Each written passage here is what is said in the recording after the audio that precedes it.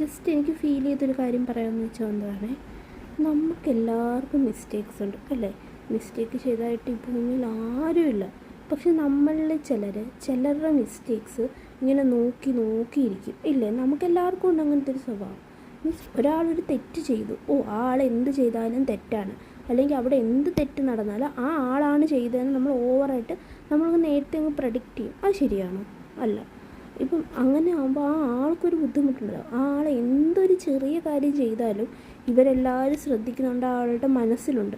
അതുകൊണ്ട് നമുക്ക് തന്നെ ടെൻഷനോ, അയ്യോ ഞാൻ ചെയ്യുന്ന തെറ്റാണോ, ഇതിലൊരു തെറ്റുണ്ടോ? ആ ഒരു ടെൻഷൻ വരുമ്പോൾ എന്തായാലും നമ്മൾ ശരിക്കും ചെയ്യാൻ ഉദ്ദേശിച്ച കാര്യങ്ങൾ വരെ നമ്മുടെ കയ്യിൽ നിന്ന് പോകും. അവിടെ എന്തെങ്കിലുമൊക്കെ പ്രശ്നങ്ങളുണ്ടാകും.